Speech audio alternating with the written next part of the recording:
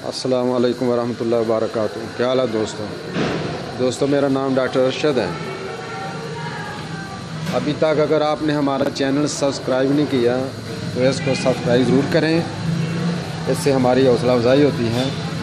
आज हम आपके लिए एक दवाई लेकर आए हैं जो बवासीर की दवाई है। होम्योपैथिक में बवासीर का बहुत अच्छा इलाज है अगर आदमी परहेज़ करे। अगर परहेज़ ना करे तो परहेज़ का इलाज सिर्फ़ और सिर्फ ऑपरेशन है। परहेज़ करे, साथ दवाई खाए तो इंशाअल्लाह उसको काफ़ी फाका होगा। बल्कि कब बाद मरीज़ जिनकी इब्तदाई स्टेज होती है वो बिल्कुल ठीक हो जाते हैं। तो इलाज भी करना है, परहेज़ भी करना है।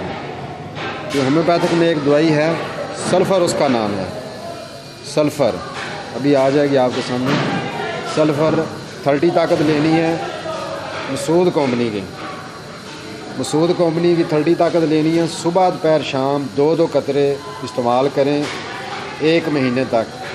उसके बाद सुबह शाम कर दी, इंशाल्लाह आप देखेंगे कि बड़ी जल्दी जो है इससे आपको फाका होगा।